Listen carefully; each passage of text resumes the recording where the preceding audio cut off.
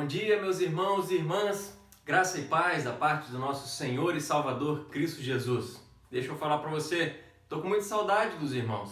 Eu acredito que vocês também estejam aí sentindo falta das nossas programações presenciais, de podermos estar juntos na igreja ali, mas nós podemos contornar um pouco essa situação, toda essa distância aqui através da internet. Deixa eu te perguntar uma coisa, você já agendou? Já agendou com o Yuri ali o nosso bate-papo pelo WhatsApp, ali na videoconferência?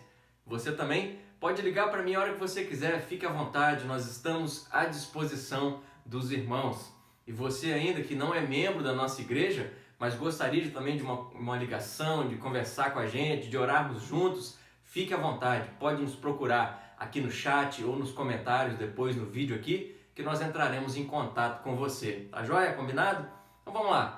Nós temos aqui alguns avisos, lembrando que aquela campanha, nossa famosa campanha A Caixa Está Vazia, ainda está em atividade. A nossa caixa tem ficado vazia exatamente porque as doações que têm chegado já têm sido destinadas, já têm sido distribuídas. Então, se você quiser doar alimentos não perecíveis, roupas, blusas de frio, cobertores, brinquedos, produtos de higiene, produtos de limpeza, fraldas, enfim, nos ajude nessa campanha. Vamos abençoar nossos irmãos. E se você estiver passando por alguma necessidade, estiver precisando de algum desses itens, nos procure. Se você também ficar sabendo de alguém que precisa disso, nos procure. Vamos abençoar as pessoas em nome de Jesus. Mais uma vez, eu peço para vocês se inscrever no nosso canal. Você que ainda não se inscreveu, se inscreva também no canal da Igreja Presbiteriana de Laranjeiras. Curta os nossos vídeos que semanalmente são publicados aí, compartilhe e vamos juntos aí espalhar a palavra do nosso Deus, amém? Posso contar com vocês? Muito bom. Então vamos continuar aqui o nosso estudo bíblico. Nós estamos aqui para mais um estudo na nossa jornada pelo Sermão da Montanha e o texto de hoje, ainda no Evangelho de Mateus, no capítulo 5, será agora dos versículos de 43 a 48. É claro que o texto será projetado, mas pega a sua Bíblia, pega o seu caderno, faça as suas anotações e vamos juntos crescer no conhecimento da palavra de Deus. Então vamos lá, Mateus capítulo 5, versículos de 43 a 48, e nos diz assim a palavra de Deus: Ouvistes que foi dito, amarás o teu próximo e odiarás o teu inimigo. Eu, porém, vos digo, amai os vossos inimigos e orai pelos que vos perseguem, para que vos torneis filhos do vosso Pai Celeste, porque Ele faz nascer o seu sol sobre maus e bons e vir chuva sobre justos e injustos. Porque se amardes os que vos amam, que recompensa tendes? Não fazem os publicanos também o mesmo? E se saudardes somente os vossos irmãos, que fazeis demais? Não fazem os gentios também o mesmo? Portanto, sede vós perfeitos, como perfeito é o vosso Pai Celeste. Amém, meus queridos? Vamos orar? Deus, muito obrigado por mais essa oportunidade que o Senhor nos dá de estarmos diante da Tua Palavra, que ela fale realmente a vontade do Senhor para as nossas vidas, que ela ilumine o nosso entendimento, que ela ilumine o nosso caminho exatamente pela ação do Espírito Santo do Senhor. Nos auxilie, Pai, nos auxilie, porque assim como o último versículo que nós lemos, nós queremos ser de fato perfeitos, como perfeito é o nosso Pai Celeste. Muito obrigado por saber que o Senhor vai nos instruir, por saber que o Senhor está presente aqui conosco nessa manhã, nesse dia, nesse estudo. Muito obrigado porque o Senhor é esse Deus maravilhoso que tem sempre nos abençoado. Louvamos ao Senhor, bendizemos o Teu santo nome, desde já estamos agradecidos e oramos em nome de Jesus. Amém. E hoje nós veremos um pouco acerca do amor radical. Nós temos visto aqui durante a nossa caminhada pelo Sermão da Montanha que existe um aspecto radical no reino de Deus. Nós sabemos aqui dos prejuízos, os prejuízos que o pecado causa na vida do ser humano. E é por isso que nós precisamos todos os dias trabalhar em nós a radicalidade do reino de Deus, fazendo morrer dia após dia a nossa natureza carnal, a nossa natureza pecaminosa, o abandono do eu, para que a cada dia mais Jesus Cristo cresça em nossas vidas. E é claro que nós não conseguimos fazer isso sozinhos, só que nós contamos com a ação do próprio Jesus em nós através do seu Espírito Santo, que habita em nós, que Ele nos guie, nos fortaleça nessa caminhada então no reino de Deus. Então vamos lá, olhando aqui para o nosso texto, sabendo então que o reino de Deus ele tem esse aspecto de radicalidade, como que nós podemos praticar o amor radical? Vamos entender isso juntos? Nós sabemos que Deus é amor. Todo mundo já ouviu essa frase, todo mundo já ouviu essa afirmação, exatamente porque o amor é a essência de Deus. Nós até cantamos canções que falam acerca disso, não é mesmo? Cantamos, cremos, exatamente porque a Bíblia nos ensina acerca dessa realidade, dessa afirmação, porque Deus se revelou a cada um de nós como sendo um Deus amoroso. E no texto aqui que lemos, o próprio Jesus apresenta um padrão que todos nós precisamos buscar, é o padrão do próprio Deus. Por isso que ele diz no último versículo, sede perfeitos, como perfeito é o vosso Pai Celeste. A palavra perfeito aqui, ela também pode ser traduzida como maduro. E esse é o resultado final da nossa caminhada cristã. Nós estamos caminhando para a maturidade cristã, é o nosso objetivo, é a nossa meta, é o nosso propósito. E dentro do contexto aqui, desse texto que nós lemos, o nosso objetivo, a nossa meta, o nosso propósito é exatamente esse.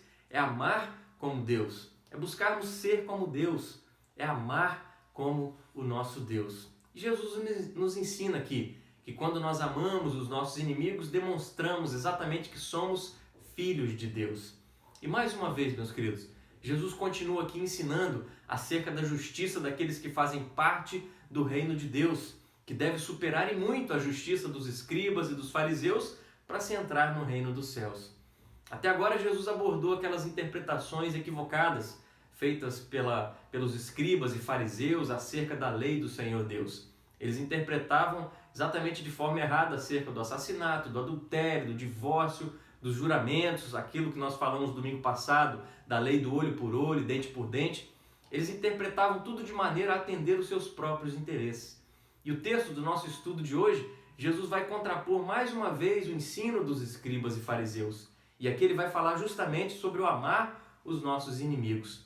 Amar nossos inimigos faz parte desse amor radical que todos nós precisamos viver. Um amor radical que demonstra de fato que somos salvos por Cristo Jesus. É claro que esse tipo de amor não é ensinado fora da realidade do reino de Deus, mas exatamente dentro dessa realidade. Porque o que naturalmente vemos é o quê? O amor sendo compartilhado apenas entre pessoas que se amam. Mas quando nós estudamos juntos o texto da palavra de Deus, nós tomamos consciência, nós consideramos aqui princípios acerca desse amor radical. E o primeiro princípio que nós veremos aqui é que o amor radical ele deve ser demonstrado a todas as pessoas. O amor radical deve ser demonstrado a todas as pessoas. Olha comigo o versículo 43. Ouvistes que foi dito, amarás o teu próximo e odiarás o teu inimigo. Aqui, meus queridos, a gente precisa entender que existia um debate teológico entre os judeus acerca de quem era o próximo. Escribas e fariseus, eles ensinavam ali uma visão muito limitada acerca de quem era o próximo, acerca do amor ao próximo. Para eles, o próximo era simplesmente outro judeu. Gentios não faziam parte disso, muito menos um inimigo. E aí os escribas e fariseus, eles eram os mestres ali na interpretação tendenciosa acerca do amor ao próximo. Quer ver como é que isso funcionava? Quando Jesus ensinou a respeito do amar a Deus sobre todas as coisas, de amar ao próximo como a si mesmo, que eram as maiores leis, logo chegou um judeu e questionou, mas vem cá, Jesus, quem é o meu próximo? E aí você lembra como é que Jesus respondeu? Ele contou aquela história do bom samaritano. E a Bíblia nos informa ali que os judeus odiavam os samaritanos. E aconteceu que nessa história, um judeu foi assaltado, ele ficou gravemente ferido. E aí passaram os líderes religiosos, sacerdotes, levitas, passaram por ele ali sem fazer nada, sem ajudá-lo. E aí Jesus diz que vem um samaritano, cuida daquele homem, o ajuda, faz tudo o que é necessário para o seu restabelecimento. E ao final daquela história, Jesus pergunta àquele homem, quem foi o próximo daquele que estava ferido? E aquele homem respondeu o seguinte, foi o que usou de misericórdia. Ele não conseguia nem falar a palavra samaritana, ele não conseguiu dizer que foi o samaritano que ajudou. Tamanho ódio que os judeus tinham dos samaritanos. E aqui, meus queridos, vale a pena fazermos uma pergunta. Como é que os judeus chegaram a toda essa conclusão de que amar o próximo se restringia apenas a amar outros judeus? Olha comigo, eles usavam o texto de Levítico, capítulo 19, começando ali no versículo 2, que diz o seguinte, fala a toda a congregação dos filhos de Israel e dize-lhes: santos sereis, porque eu, o Senhor vosso Deus, sou santo. E percebam, meus queridos, que aqui eles já fizeram uma interpretação de que Deus estava apenas ordenando que fosse falado ao povo judeu, aos filhos de Israel. Eles requeriam, então, aquela exclusividade para si no que diz respeito ao ser santo, ao ser separado. E assim, eles argumentavam, então, que o amor ao próximo estava, então, limitado, restrito dentro desse contexto do povo de Israel. Só que ainda no capítulo 19 de Levítico, há muito chamado do próprio Deus a amar pessoas de fora. Olha comigo os versículos 33 e 34. Se o estrangeiro peregrinar na vossa terra, não o oprimireis. Como natural, será entre vós o estrangeiro que peregrina convosco. Amá-lo-eis como a vós mesmos, pois estrangeiros fostes na terra do Egito. Eu sou o Senhor vosso Deus. E aqui, meus queridos, os líderes religiosos daquela época, eles escolheram claramente omitir essa passagem das Escrituras. E essa escolha foi feita simplesmente ali porque eles eram guiados por sua natureza carnal. O apóstolo Paulo descreve os atos da nossa natureza pecaminosa, da nossa natureza carnal da seguinte maneira: idolatria, feitiçaria, hostilidades, contendas, ciúmes, explosões de ira, rivalidades egoístas, dissensões, facções. Tudo isso ele descreve para nós lá em Gálatas 5:20.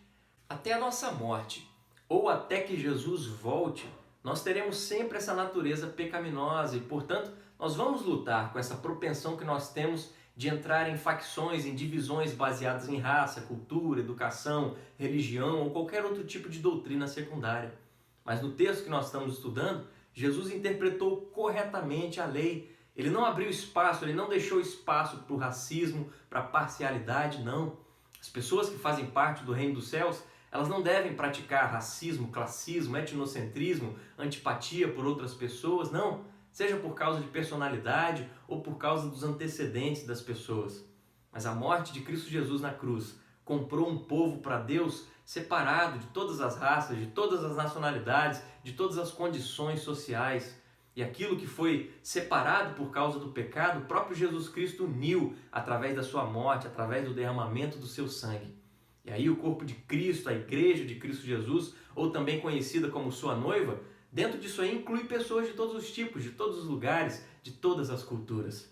Enfim, é por isso que nós devemos ser caracterizados por um povo que existe dentro desse povo do reino de Deus uma radicalidade no que diz respeito ao amor. Mas em segundo lugar, o amor radical, ele deve ser demonstrado especificamente aos nossos inimigos. Vamos ver comigo o versículo 44. Eu, porém, vos digo, amai os vossos inimigos e orai pelos que vos perseguem. O ensino de Jesus aqui é claro, meus queridos, diz respeito à realidade de que amar o nosso próximo também se aplica aos nossos inimigos.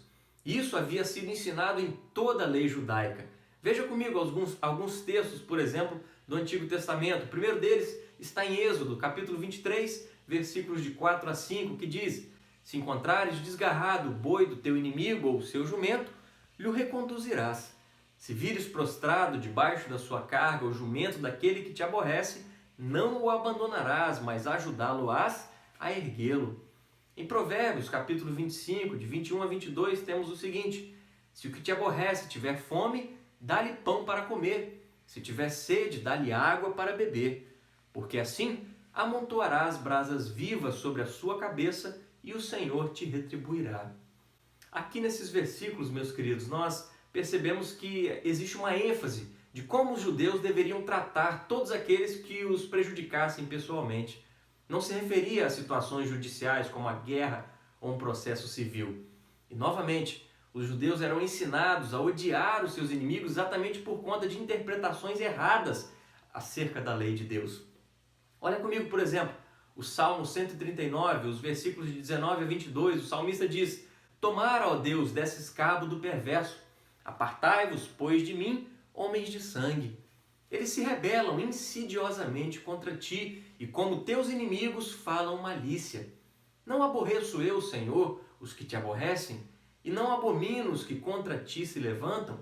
Aborreço-os com ódio consumado, para mim são inimigos de fato.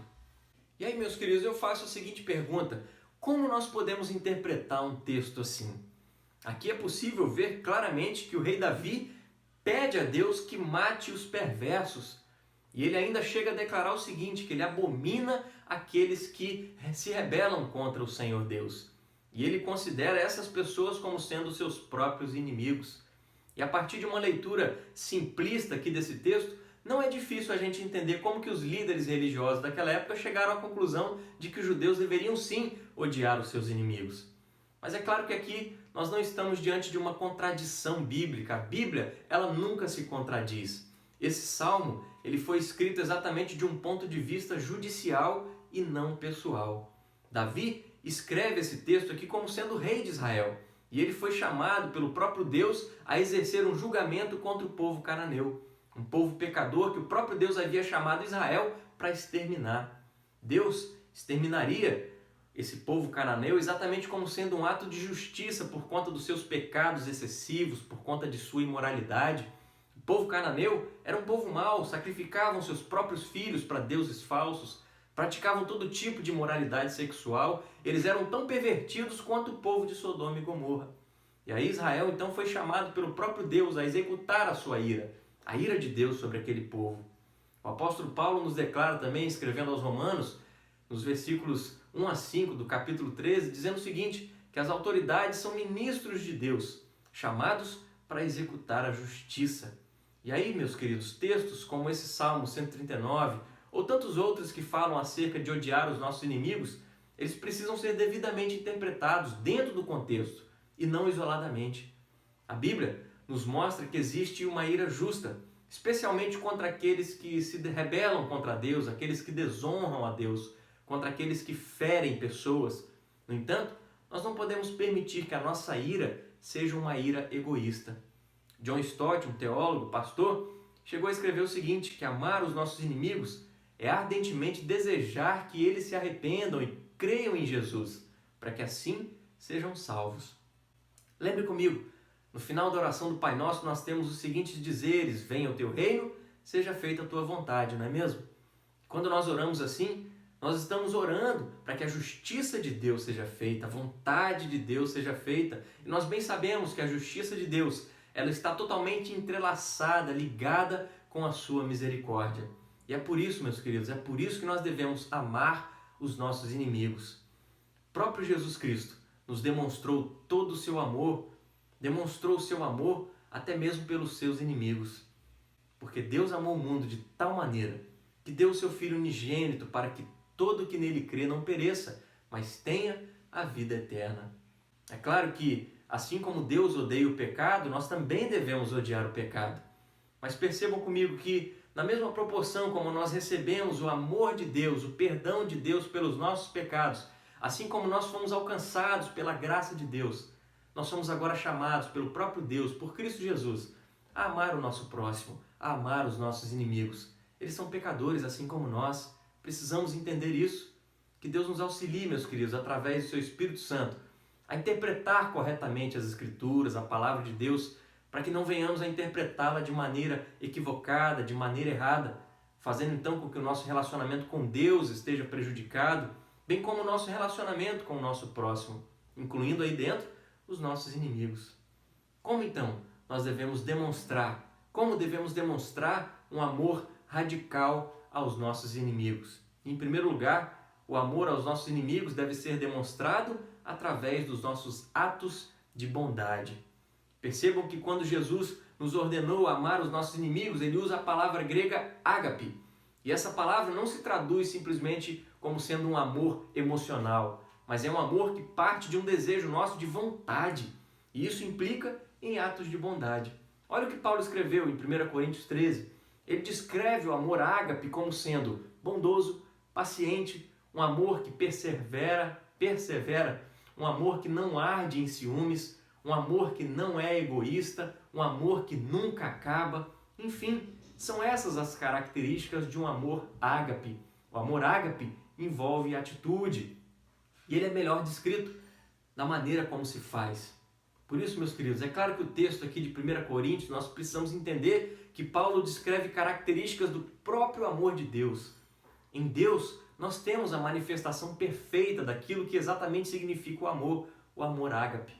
E Paulo escreveu aos Romanos dizendo o seguinte: mas Deus nos prova o seu próprio amor para conosco pelo fato de ter Cristo morrido por nós, sendo nós ainda pecadores. E é por isso que nós devemos amar os nossos inimigos. Nós amamos os nossos inimigos realizando por eles, então, atos de bondade, porque assim nós somos tratados por Deus. Deus tem sido bom para com cada um de nós. Mas existe uma outra forma pela qual podemos amar os nossos inimigos de maneira radical. A segunda forma é que esse amor por nossos inimigos ele deve ser demonstrado através da oração. Por amor, meus queridos, o Senhor Jesus, ele nos chama a orar por aqueles que nos perseguem. Lá na cruz do Calvário, o próprio Cristo Jesus demonstrou isso, nos ensinou, dizendo o seguinte: Pai, perdoa-lhes porque eles não sabem o que fazem. E quando nós analisamos aqui esse texto, no texto original, na linguagem original, o tempo verbal das palavras de Cristo Jesus aqui é um tempo imperfeito. E sabe o que isso significa? Isso quer dizer que enquanto todos ali zombavam de Cristo Jesus continuamente, o próprio Cristo Jesus continuamente entrava na presença de Deus orando por perdão. E da mesma maneira, meus queridos, nós precisamos orar a Deus para que perdoe os nossos inimigos. A nossa oração precisa ser contínua em favor do perdão dos nossos inimigos. Em nossa oração, também devemos pedir que o Senhor Deus restaure, que cure os nossos relacionamentos com os nossos inimigos. Afinal de contas, se houver o perdão, faremos parte de uma mesma família da fé, seremos irmãos e irmãs em Cristo Jesus. Por isso, eu incentivo você, vamos ser desafiados todos os dias a orar pelos nossos inimigos. Amém? E em terceiro lugar, meus queridos, o amor radical, ele confirma a salvação dos verdadeiros discípulos. Olha comigo o versículo 45. Para que vos torneis filhos do vosso Pai Celeste, porque ele faz nascer o seu sol sobre maus e bons e vir chuva sobre justos e injustos. O que Jesus está dizendo aqui? O que ele está ensinando a cada um de nós? É claro que ninguém é salvo por amar os outros, ninguém é salvo por obras, ninguém é salvo pelo fato de amar os seus inimigos. Nós não somos salvos por isso e bem sabemos dessa realidade.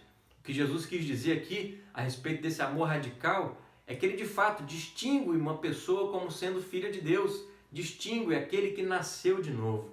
E aí no final do Sermão da Montanha, o próprio Jesus advertiu, dizendo o seguinte: nem todo o que me diz Senhor, Senhor, entrará no reino dos céus, mas aquele que faz a vontade de meu Pai que está nos céus.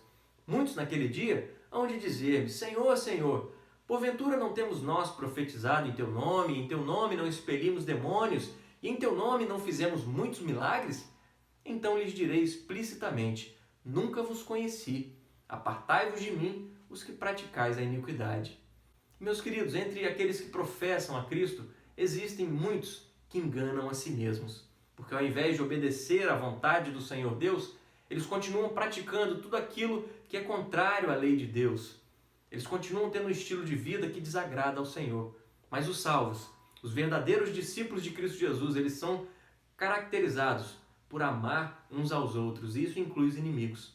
O amor radical inclui os inimigos, e isso os diferencia de todas as outras pessoas. E em último lugar, em quarto lugar, o amor radical nos difere do mundo. É isso que nós temos falado aqui.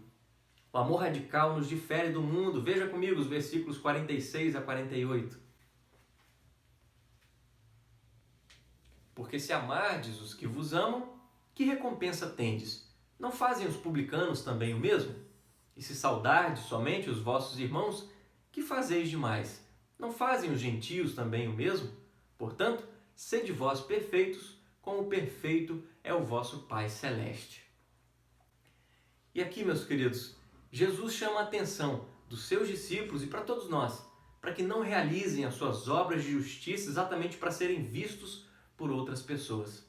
A gente sabe que, infelizmente, o pecado em nós faz com que nós venhamos a ser bons com outras pessoas para termos um foco, muitas vezes, em nós mesmos. O pecado faz isso nas nossas vidas e é dessa maneira que o mundo age. No entanto, receber não é apenas uma condição para o amor ágape, porque o amor ágape, ele se importa simplesmente em dar. O amor radical, ele distingue de fato os verdadeiros discípulos de Jesus daqueles que não são discípulos de Jesus. E aí Jesus desafia aqui os seus ouvintes, os seus seguidores, usando o exemplo de coletores de impostos, o exemplo aqui dos publicanos. Tudo isso porque escribas e fariseus consideravam essas pessoas, coletores de impostos, publicanos, como sendo gentios, como sendo ralé. Eles estavam totalmente fora da graça de Deus. E aí, como líderes religiosos que eles eram, é claro que eles se achavam melhores do que os outros, melhores do que qualquer outra pessoa. Os coletores de impostos, os publicanos, eles eram empregados do governo romano. E aí a eles era atribuído o dever de cobrar impostos para Roma e o salário deles vinha daquilo que eles cobrassem a mais. E aí os cobradores de impostos então eram conhecidos como sendo pessoas que subornavam, pessoas que extorquiam, pessoas que praticavam a corrupção. E aqui o termo cobradores de impostos para as pessoas naquela época, o publicano, era um sinônimo de bandido. Os judeus odiavam coletores de impostos, odiavam publicanos. E aí nós percebemos que tudo isso se somava ao fato deles trabalharem para os seus inimigos, para o governo romano. E aqui no texto, Jesus Cristo compara a questão do amor com os publicanos. Os publicanos fazem a mesma coisa que os líderes religiosos da época. Eles fazem tudo para serem vistos, eles fazem tudo para serem louvados, eles fazem tudo buscando o interesse próprio. E aí, pensa numa turma que ficou revoltada com Jesus. Imagina um escriba, um fariseu ser comparado com um publicano. Mas Jesus não estava ali para agradar escribas e fariseus. Ele veio para mostrar a realidade do reino de Deus, para mostrar exatamente como que funciona o amor. Jesus nos chama para ser sal e luz. E isso é demonstrado principalmente por meio do nosso amor radical. Nosso amor radical por todas as pessoas, incluindo os nossos inimigos. Que assim, meus queridos, Deus nos abençoe. Que Deus nos conceda a sua graça para que nós possamos viver essas realidades espirituais diariamente nas nossas vidas. Amando de fato todas as pessoas, amando aqueles que nos perseguem, amando os nossos inimigos, clamando a Deus por perdão, clamando a Deus por restauração. Que venhamos ser desafiados todos os dias a agir assim, em nome de Cristo Jesus. Amém? Vamos orar? Pai querido, muito obrigado por mais uma vez termos essa linda oportunidade de estudarmos a Tua Palavra. Que ela venha ter agregado em nossas vidas princípios e valores do Teu reino. Que de fato o Teu Espírito Santo tenha falado aos nossos corações e que a partir de agora possamos ter uma postura de vida diferente. Que possamos enxergar o nosso próximo, até mesmo o nosso inimigo, de maneira diferente. Que possamos amá-lo, que possamos agir com bondade na vida deles, que não possamos retribuir com o mal, mas que possamos agir com o bem. Nos ajude a orar por eles, nos ajude a nos importar com eles, nos ajude a orar diante do Senhor, para que haja restauração nos relacionamentos, para que assim, Deus, nós venhamos a manifestar que o Senhor Jesus habita em nós, que o Senhor Jesus mora em nós, que o Senhor Jesus faz diferença nas nossas vidas. Obrigado, Deus. Obrigado por mais essa palavra. Que o Senhor continue nos abençoando nesse domingo, nos abrindo oportunidades de fato amarmos o nosso próximo, amarmos o nosso inimigo, para que em meio a tudo isso, o nome do Senhor seja glorificado. E assim oramos em nome de Cristo Jesus. Amém. Amém, meus irmãos. Que Deus nos abençoe. Tenha um domingo abençoado. E não se esqueça, você que tem criança pequena aí, os seus filhos, participe da live da UCP às 15 horas. Vai ser compartilhado aí o link. E logo mais à noite, o nosso culto de adoração e louvor ao Senhor Deus às 19 horas. Te espero lá. Grande abraço. Que Deus nos abençoe.